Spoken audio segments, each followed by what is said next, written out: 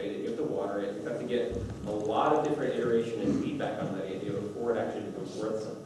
So that's what this weekend is a good start for, or today is a good start for, is it's a start to learn how to execute. It's to start to learn how to understand how to take that idea through its iteration and through that life cycle that it's actually going to end up being something worthwhile.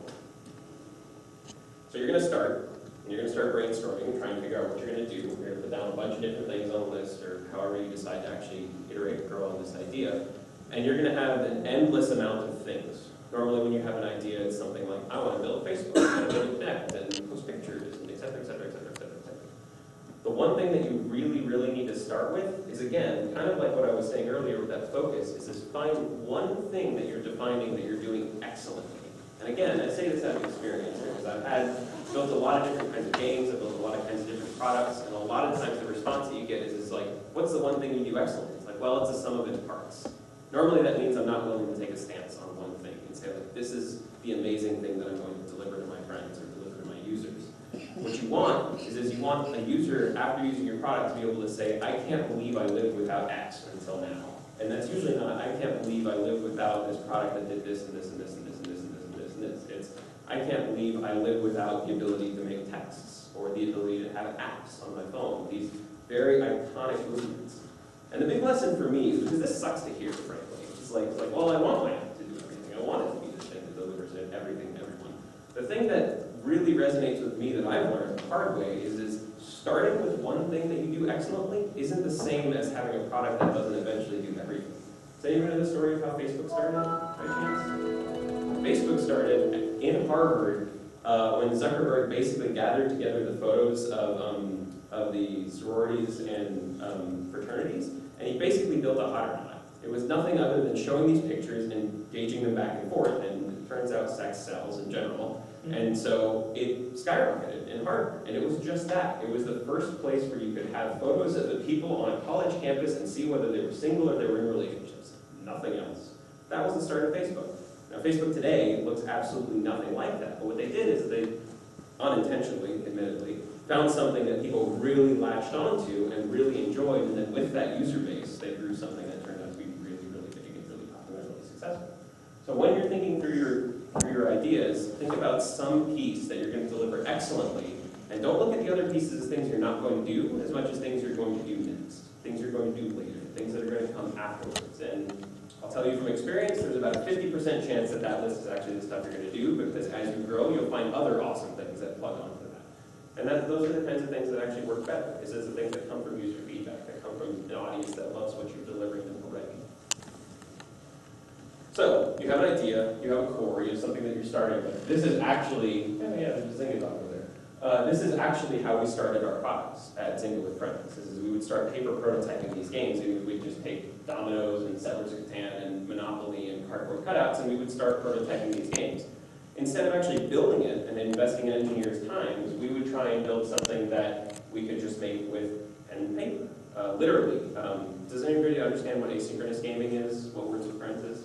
Basically, chess by mail is the high-level concept. It's, I take a turn, I send it to you, you answer today, tomorrow, 20 weeks from now, whatever, you send it back. We prototyped our asynchronous games by having a board game that sat on the table in the office and just had a label that said, it's VJ's turn. So I would walk up, after lunch and take my turn, and I would swap it and say, it's Paul's turn. This is how we prototyped asynchronous gaming to see whether that was fun or not. And the point that I'm trying to get at here is you really want to try and find that MVP, that minimum viable product, and prove out that one piece, that one really uncomfortable piece that you don't know whether it's going to work or not, that you're trying to deliver. Prove that out in the easiest way possible. It's usually not by spending 10 grand on an app and actually developing it. Another good example, because we're all in tech, is we had a designer that had a great idea for a photo app. He wanted to make a game called Photos with Friends. He was, well, I don't have an engineer, so I obviously can't make it.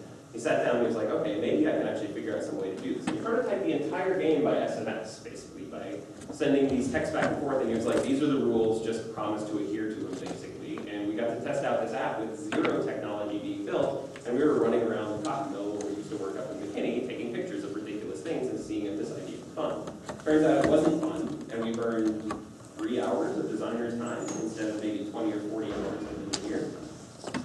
And even in our current startup right now, we're doing something that's trying to make intelligent recommendations, like the smartest recommendation system to local events that are going on in your city.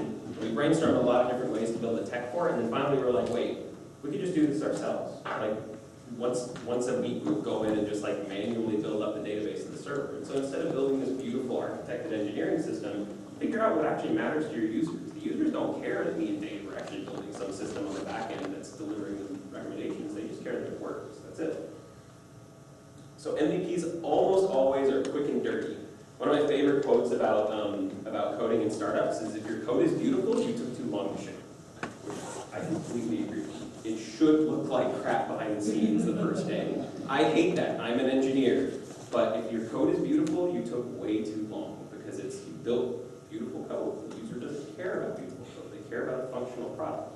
Wrong, beautiful code leads to a more functional product, but it also burns a lot of money. Does anybody know who this is, by chance? 15-year-old, I think. He basically found a way to scan for pancreatic, lung, and breast cancer years and years and years and years before current medical science could actually detect it. You know how it started? It started with him actually experimenting with some filter paper and a $50 meter from Home Depot and trying to dip it in a bunch of different substances, and he found a carbon nanotube that actually worked. But literally, parts from Home Depot that this guy put together, and there's no way that that's actually going to be what ships. That's what's going to be good, what goes live and goes testing cancer. But the point is that he figured out some way to prove out the hardest part of his problem with like $60 of material from Home Depot. That's a perfect example of the fact that this isn't just software. This is anything. You can build together something with toothpicks that proves out your core thesis of your startup, and do that instead of investing $100 grand and getting somebody to manufacture it for you.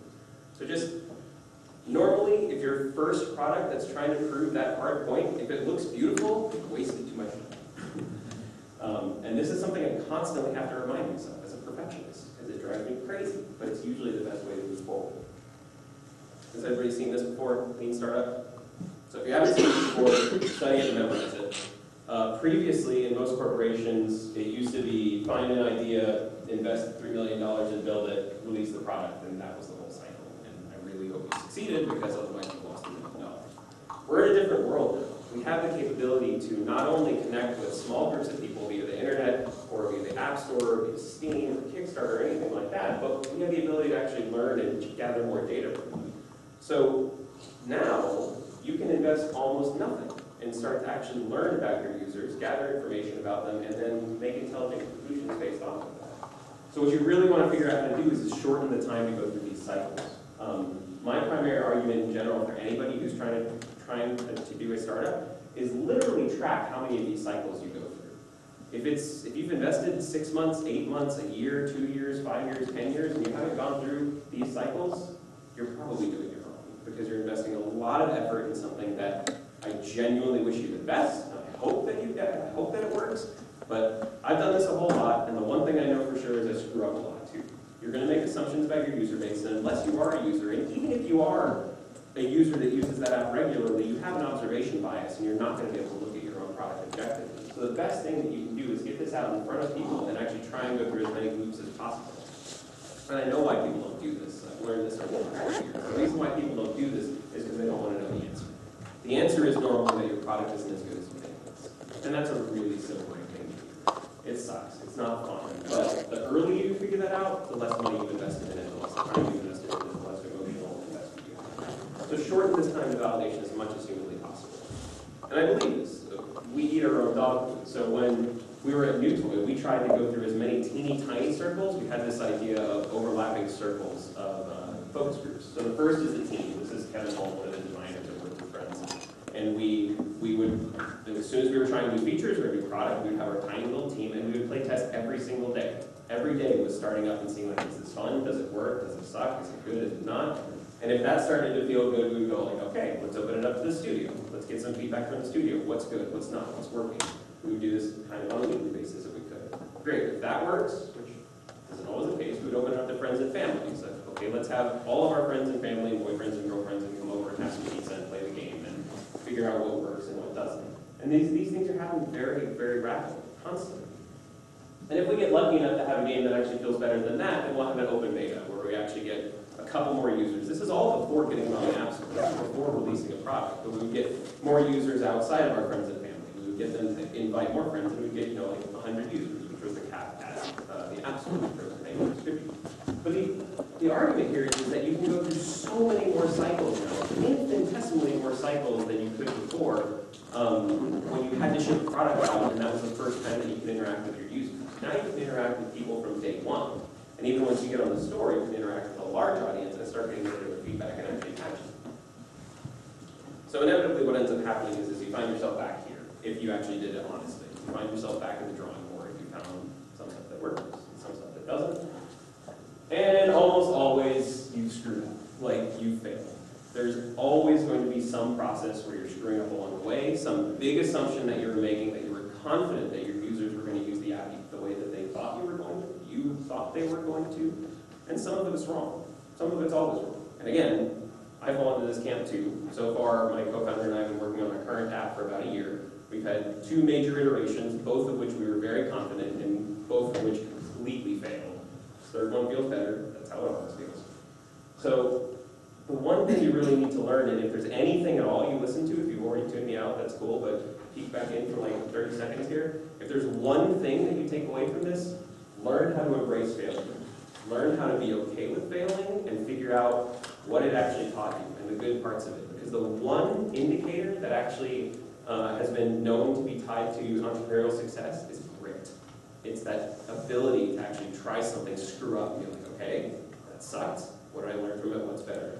Try something else. That didn't work. Try something else. That didn't work. Literally, that is the only indicator that they've found for entrepreneurs that actually pushes you towards success. It's the ability to fail and get back up and actually try again.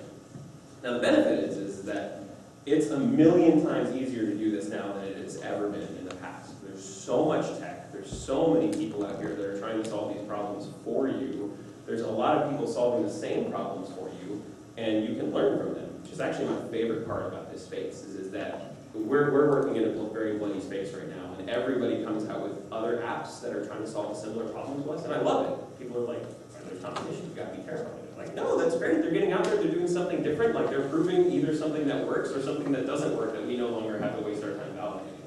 So that's awesome. There's tons of opportunity to learn. So dusting yourself off and getting back up is trivial. It's super, super easy. How many people know anything on here? Does any of this ring a bell? How many know all of them? Oh, sweet. Oh, good. So if you're an engineer and you're doing anything in mobile or anything like that, frankly, get used to things like this. And probably since I made these slides, there's another 50 that are relevant. But these are actually all technologies that I've worked with in the past and technologies that I continue to work with. But it's so, so, so important to actually leverage this work. In general, in the past, in the traditional corporate strategies and some that are still running, the general attitude is it wasn't built here. Has anybody ever heard that before? It's not built here kind of mentality. It's like, well, we can do it better, or we need our own version of it, or et cetera, et cetera, et cetera, which really means we're going to spend a lot of effort building a buggier version than what's currently out there. The general attitude that we have when we're building, and that I've really, really embraced, that I love about this space, is do I have to build that? Like somebody else has surely built this already. Can I leverage their work? And so what ends up happening is people like Parse, people like Flinto, or people like Rails, they make server development and app development trivial. People like CocoaPods are just integrating together other open source technologies, and they're building a bunch of tech for us. So like I said, we have a prototype right now that's about 2.5 weeks away from going live on the App Store, and we're leveraging every technology we can possibly find. Can anybody guess what the percentage of code written in our production level app is that was actually written by us? 10. How much? 10. Wait, 0, that would be a percent. Well, we are getting pretty close to that, like being able to just piece together other stuff, but that would be awesome. 15%. How much? 55%. 55? About 3.75%. Wow. Which is awesome. Like, I never want to have to write another authentication system like Dali and Rails. I never want to have to write another chat implementation like is done in CocoaPods ever again. And 95% of the time, when I think about, like, surely there was another smart human being that has solved this problem before me, there's usually 20 different solutions online that I can take. So what that means is, and this is really hard, especially for an engineering audience, because it's so easy to say, like, ooh, interesting problem, I want to go solve that. Again, it comes down to that focus. If what you want is to go solve hard tech problems, then great. That's awesome. Just go solve hard tech problems. But if what you want is to create a successful business, solving that tech problem probably isn't going to make your life any better. It's probably not actually going to push your business forward, and you can just grab somebody else's work and plug it in there and say, like, okay, the thing that's actually important to me is, delivering value to the world in X, Y, and Z way, and I can do that best by plugging in a certain piece. And I realize that some of this stuff seems rote, some of this stuff seems really simple, but the reason why I'm telling you about it is it's stuff that I'm bad at. It's stuff that I need a constant reminder to go back and be like, okay, this is what's actually important, this is what I want to be doing. So leverage other people's work, have an attitude of, do I actually have to do this work? It'll make your life a lot easier. The other thing that I love about the current space is that everybody is connected. There's so much data in the world. And when you look back like 10 years ago, for corporations, especially small businesses or even software development, where it was very fire and forget and just hope that you were right, it feels archaic. It feels almost unusable. Now we're in a world where you can track every single thing about what your user does, and again, these are mostly mobile, because analytics is relevant to everything. But there are entire companies that are built around giving you data for free, around giving you data about other people's apps and giving you data about your own apps. And so if you're not tracking, regardless of what you're doing, whether you're just playing with an idea or whether you have a live app, if you're not tracking engagement, retention, monetization, and virality, at the very least, you're probably missing out on 30 to 40% of your chance of actually succeeding. Because there's a huge observer bias in terms of your users. A lot of people argue it's like I've given users my app and I bring them in and I get feedback from them, and that's really all the validation that I need back and forth. Well, a lot of times if you actually compare the data that people tell you to what they're actually doing, it's completely different. And so what we've done is as a daily reminder, we track these stats on our servers, and it emails me and Dave's personal addresses about what's happened in the last day, because it's very sobering some days to be like, oh, nobody is using the app right now, or like we found a spike here, or something interesting is happening. And we're getting to this really great point right now where this is only level 1.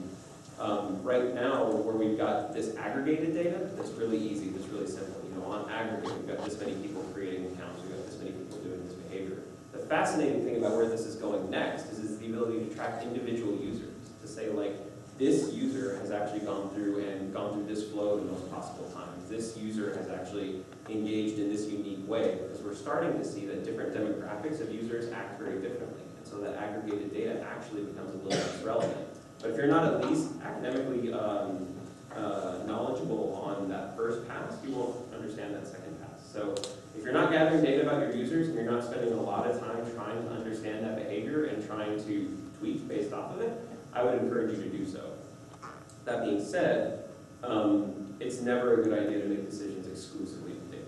It's very easy to misinterpret data, so it should always be an input to your decisions, not the decision maker. I know Zynga in the past has had a history of just bad examples of that, and I think it is a balance. I think you would be very naive to not gather data, and you would be very naive to make decisions based only on data. Hey, could you repeat those things that you said were minimal?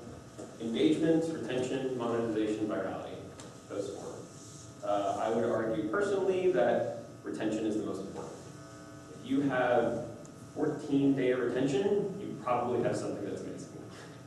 Because it's really, really hard to get that. And then, maybe you should make money, so monetization would be good too. But most people can't get retention first. Does anybody have any idea why I have a slide up here with a girl sitting on a beach? No guesses? Balance personal life. Sorry? Balance personal life. Thank you. Take time off. Holy crap. Get away from it. Take some time away from what you're doing and decompress. There's never, ever been anybody that's had a successful startup idea where it was, I was sitting at work after not sleeping after an 80-hour week, and I had this brilliant idea about how we were going to change the world. It doesn't work that way. Look at the stories of WhatsApp, Snapchat, Instagram, Facebook. All of those came from, I had this inspiration based off of, WhatsApp is the one that comes to my mind personally. It's like, I was in Russia and I moved to the States and I couldn't keep in contact with my friends out there, and so I wanted to create something where I could just share my status and that information, and so I just built it. That doesn't happen when you're not taking time away from work. You need to make sure to give yourself this time to actually decompress. Okay. Okay, Bob. Let's try that. Sorry. Let's try that one more time. There we go. You need to give yourself yourself some time to actually decompress, to get away from work. And I don't say this just as a, like, I believe this is the right thing to do. Objectively, there are tons of studies all over the place that say a focused 40-hour work week is a lot more effective than 60 or 80 hours. And this is something I was guilty of with my current startup up until 6 or 8 months ago. I had trouble disconnecting, so I was spending all of my time working on it. Fortunately, my co-founder was like, hey, you're burning out. I can see it. I can see your progress is just getting worse. You're doing worse work in 60 hours a week versus the time off. And the way that you actually find innovations, the way that you actually grow and you come up with those shower moments, there's a reason why they call them that. It's because you are away from what you're currently working on. That's where those ideas actually come from. And again, this isn't something that I'm just saying because I believe it, although I do believe it. A great example of this was Words. So this is not an actual graph of Words because I can't legally show you one anymore. But this was about the point at Words with Friends where we were confident that we were going to have to shut down the company if we didn't go do something else because we weren't making any money. Chess with Friends and Words with Friends are out there, they were making no money, and we had to go take a contract. And so we started making a game called We Rule, which actually turned out to be really successful. It was a fun project, we had a great time. And during that time, Words started to take off. But the interesting part about that is twofold. One, the time away from Words, because we had been working on Words and chess for about 2 years now, was unbelievably powerful for the team. Everybody, all 7 of the people that made this game said that was the most fun they've ever had in game development, was this decompression away from what they were doing, this escape. But most importantly, all of the ideas that we had for Words that we were planning on building, if we had the time and energy and the money to do it, would have been terrible ideas that would have actually killed that curve in retrospect. Now that we look at them, the time to actually let the product bake on its own, let users get very engaged, let them get very passionate, and start to really show us what they wanted and what made sense for the app, that's what let us actually succeed. So sometimes taking a break away from things is the best thing that you can do, not only when you're succeeding, but in the case where you think you're failing too. You know, not everybody's going to be lucky enough to have this kind of success, but stepping away from it can give your users the time to engage in it and can give you the time to actually take a little bit of a different perspective on what you're doing. So this is usually what it feels like to start this. It feels like there's 1,000 different ways to go. There's a lot of different things that you can be doing as an entrepreneur, and the truth is that's exactly the case. Is you build your own path. And I'm here to tell you a little bit about what's worked for me, about what has not worked for friends and things like that. But the bottom line is you decide where you go from here. If you ignore every single thing I say and you succeed, that is awesome. Email me because I want to know like all the cool stuff that you did that I was wrong about. That's incredible. You decide where you go from here. It might be going and raising $10 million in VC and working for somebody else as an entrepreneur, basically. It might mean investing every dime of your wealth and doing it yourself. It might mean doing a Kickstarter. It might mean partnering with people here. It might mean doing it on your own. The one thing I would encourage you to do is don't treat this like I'm going to do this by myself mentality. Like I'm not going to talk to anybody else. I'm going to keep all my information to myself. I'm going to not engage in the community and get help from other people because there's a lot of smart people there. Just because you're walking on your own path doesn't mean you can't engage with other people and help them and get help from them. So inevitably you'll be here. You'll be trying to figure out what to do next. You'll be whiteboarding, hopefully, because it's just powerful. And it's really paralyzing because it normally feels like the ideas of what you want to do are bigger than what you can actually accomplish. And it's really hard. And the story I usually like to tell is about the very, very, very beginning of NewToy. I and David Paul, the two co-founders of the studio, had been working in games for about 6 or 7 years at this point. We had a very C++ background. And the iPhone came out. I was like, holy crap, this is incredible. None of us knew any Objective-C. None of us knew any Rails or anything like that. We had no idea how to build a server in a scripting language because we'd always done it in C before. And we were like, okay, well, it seems like that's probably the right thing to do, so let's dive in and learn it and just start building with it. And it wasn't anything. Literally, the decision we shipped on Rails was it's the new hotness that's in terms of server technology that's out right now. We should probably go learn it and see if it's worth its salt. And so the reason that I say that is the path is really scary and it's really hard no matter what you do. But in general, the best thing that you can possibly do is just start. Kind of like when you're coding, the best thing you can do is just start doing something. 99% chance what you're going to do is not the right thing, but it will get you down the path that will actually get you to start building it. And that's what's interesting about this space, is that the only things that are worth doing are hard. Like, they're really painful. And most people, the people that aren't in this room, don't go down that path because it's scary. It involves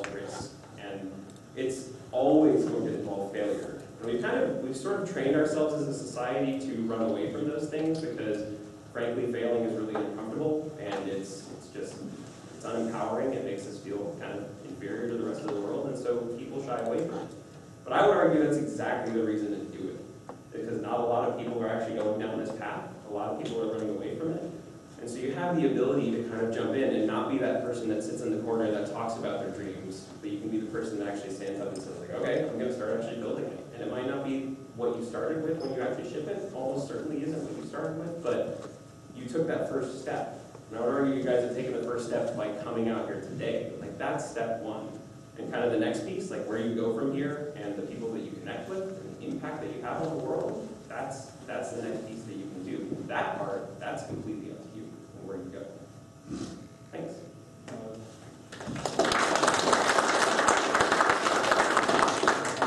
You're more in the games, I guess, but in terms of apps, there's more opportunity in areas. You can say that there's more opportunity in this area or in gaming or this area. I've done games for the last 10 years. I'm in apps right now. So the thing I'm working on right now is the game. In my opinion, games, I think, are a stronger way to monetize right now. It's a lot easier to make money in games. That being said, it's still remarkably difficult in terms of discovery. Apps, I think, have more capability and reach. I think you can reach a lot more people, but it's remarkably difficult to make money. So it's kind of a double-edged sword. Discovery is the hardest part on both sides, and I would argue the best way to have an app that's discoverable is to make a high-quality product that has natural word-of-mouth virality. Not a fan of advertising.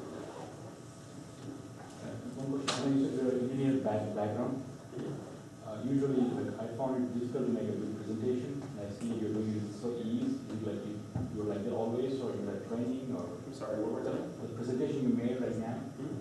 Like, I found myself a little difficult when making presentations.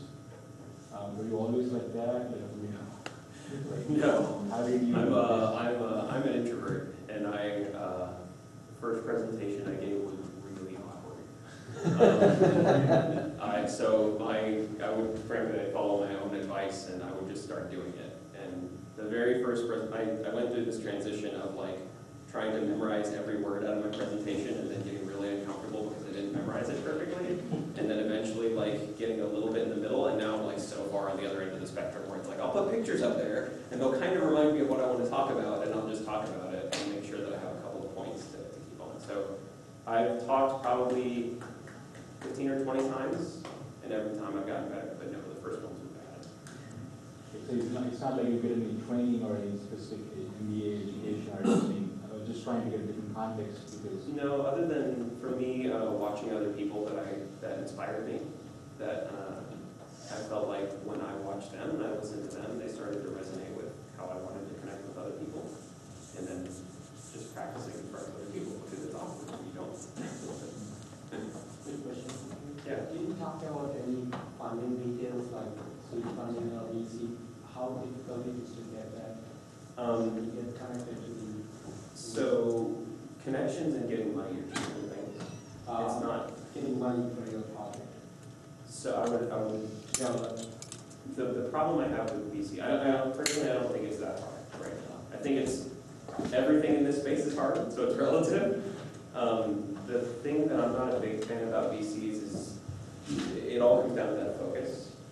So I want to focus on delivering a high quality product, and delivering a high quality pitch that can convince somebody else to make money is not delivering a high quality product. So I think you can do it, but I think that you end up having to focus quite a bit of time on building the thing that will get you money and not the thing you want to build.